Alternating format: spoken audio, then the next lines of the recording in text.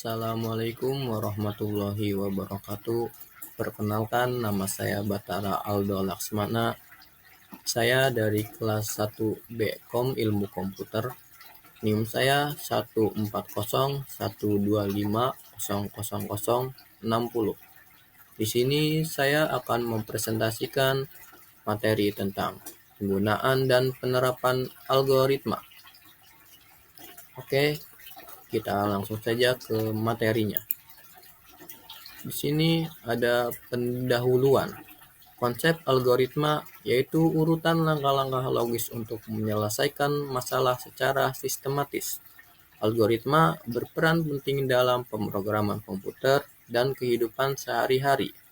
Di sini ada rumusan masalahnya, meliputi pengertian, fungsinya, penerapan, dan dasar penyusunan algoritma. Langsung saja, di sini ada sejarah algoritma.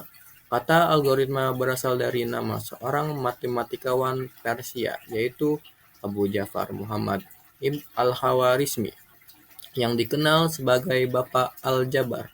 Istilah ini merupakan adaptasi dari nama Latin algoritma, yang menunjuk pada karya al-Khawarizmi tentang penyelesaian masalah matematika melalui langkah-langkah sistematis. Oke, kita ke slide selanjutnya. Di sini ada tahapan penting dalam sejarah algoritma. Pada abad ke-9, Al-Khawarizmi menulis buku kitab Al-Mukhtasar fil Hisab Al-Jab wal Muqabbala yang memperkenalkan metode aljabar. Namanya terus menjadi algoritma dan karyanya mempengaruhi perkembangan matematika di dunia Islam dan Eropa. Di abad pertengahan, perkembangan di dunia barat, yaitu penerjemahan karya Al-Khawarizmi ke dalam bahasa Latin oleh para cendekiawan Eropa membawa konsep algoritma ke dunia barat. Algoritma mulai diterapkan dalam sistem bilangan desimal dan operasi aritmatika. Oke, di sini ada pengertian algoritma. Algoritma adalah serangkaian instruksi yang tersusun secara logis dan sistematis untuk menyelesaikan suatu masalah atau mencapai tujuan tertentu. Menurut Kamus Besar Bahasa Indonesia, algoritma didefinisikan sebagai prosedur sistematis untuk memecahkan masalah matematis dalam langkah-langkah yang terbatas. Di sini ada jenis utama algoritma. Yang pertama ada sekuensial, yang kedua ada perulangan, yang ketiga ada percabangan. Oke, yang pertama jenis utama algoritma yaitu sekuensial. Sekuensial adalah salah satu jenis algoritma yang langkah-langkahnya dilakukan secara berurutan dari awal hingga akhir. Setiap langkah dalam algoritma sekuensial harus diselesaikan terlebih dahulu sebelum melanjutkan ke langkah berikutnya. Yang pertama yaitu urutannya tetap. Langkah-langkah dilakukan sesuai urut tanpa ada percabangan atau pengulangan. Yang kedua yaitu kepastian. Setiap langkah-langkah hanya terjadi satu kali dan hasilnya selalu dapat. Contoh implementasi yaitu menghitung luas persegi. Yang pertama, masukkan panjang. Yang kedua, masukkan lebar. Yang ketiga, hitung luas dengan rumus panjang kali lebar. Yang keempat, tampilkan hasilnya. Jenis algoritma yang kedua yaitu perulangan. Perulangan dalam algoritma adalah proses di mana langkah-langkah tertentu dijalankan berulang kali berdasarkan kondisi tertentu yang ditentukan dalam algoritma. Perulangan terus berlangsung selama kondisi tersebut terpenuhi dan berhenti ketika kondisi tidak lagi terpenuhi. Ciri-ciri perulangan dalam algoritma. Yang pertama, inisialisasi, yaitu variabel awal disiapkan untuk memulai perulangan. Kedua, kondisi perulangan. Sebuah kondisi yang menentukan apakah langkah akan diulang atau tidak. Yang terakhir, inkrementasi, langkah untuk mengubah nilai variabel agar mendekati kondisi akhir sehingga perulangan berhenti. Yang terakhir, jenis utama algoritma yaitu percabangan. Percabangan dalam algoritma adalah proses memilih salah satu dari beberapa langkah berdasarkan suatu kondisi.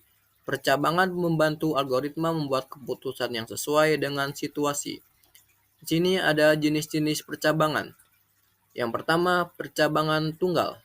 Hanya menjalankan langkah tertentu jika kondisi terpenuhi. Contohnya, jika nilai lebih besar dari atau sama dengan 75, maka hasilnya lulus.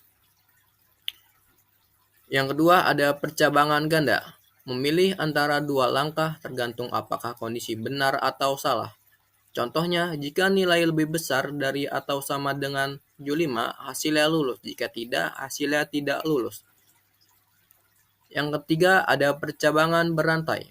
Memilih satu langkah dan banyak opsi berdasarkan kondisi yang berbeda. Contohnya, jika nilai 90, hasilnya A. Jika 75, hasilnya B. Jika kurang, hasilnya C. Yang terakhir itu percabangan pilihan. Digunakan untuk memilih dari banyak opsi tetap. Contohnya, jika memilih angka 1, hasilnya Senin. Jika memilih angka 2, hasilnya Selasa. Selanjutnya, ada fungsi dan manfaat algoritma. Yang pertama, ada mempermudah pemecahan masalah, yaitu masalah yang rumit dipecah menjadi langkah-langkah kecil sehingga lebih mudah diselesaikan. Yang kedua, menjadi pedoman dalam pembuatan program. Algoritma membantu programmer menulis kode dengan alur yang jelas dan terarah. Yang ketiga, mengurangi kesalahan error. Dengan langkah yang terstruktur, risiko kesalahan logika dapat diminimalkan. Yang keempat, meningkatkan efisiensi waktu dan sumber daya. Algoritma yang baik membuat proses berjalan lebih cepat dan hemat memori. Yang kelima, memudahkan pemeliharaan atau pengembangan sistem. Program lebih mudah diperbaiki dan dikembangkan karena alurnya lebih jelas. Yang terakhir, dapat digunakan di berbagai bidang. Tidak hanya di dalam ilmu komputer, algoritma juga dipakai dalam matematika, bisnis, kesehatan, dan kehidupan sehari-hari. Selanjutnya ada penerapan algoritma. Dalam konteks pemrograman, algoritma digunakan untuk menentukan cara menyelesaikan masalah dengan efisien, yang kemudian diterjemahkan menjadi kode program yang dapat dijalankan oleh komputer. Ada beberapa hal yang perlu diperhatikan dalam menyusun suatu algoritma.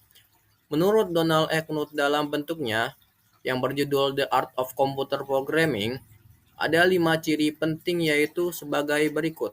Yang pertama ada finiteness, mengatakan bahwa suatu algoritma harus berakhir untuk semua kondisi setelah memproses sejumlah langkah. Yang kedua ada definiteness, mengatakan bahwa setiap langkah harus dinyatakan dengan jelas. Yang ketiga ada input atau masukan merupakan suatu besaran yang diberikan. Yang keempat ada output atau keluaran merupakan suatu besaran yang mempunyai kaitan atau hubungan dengan masukan. Yang kelima, efektif. Setiap algoritma diharapkan bersifat efektif. Dalam arti semua operasi yang dilaksanakan oleh algoritma haruslah sederhana dan dapat dikerjakan. Oke, di sini ada contoh penerapan atau penggunaan algoritma.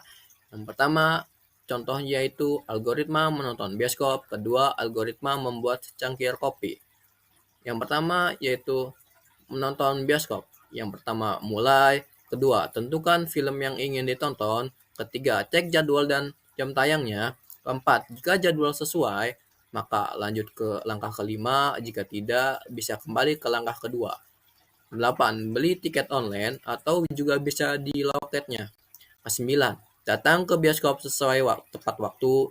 10. Masuk studio. 11. Tonton filmnya sampai selesai.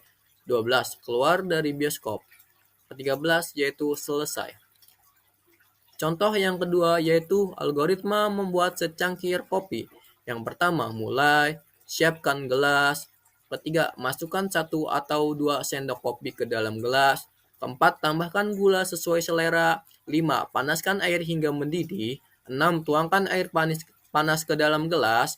7. Aduk hingga kopi dan gulanya larut. 8. Cicipi kopi.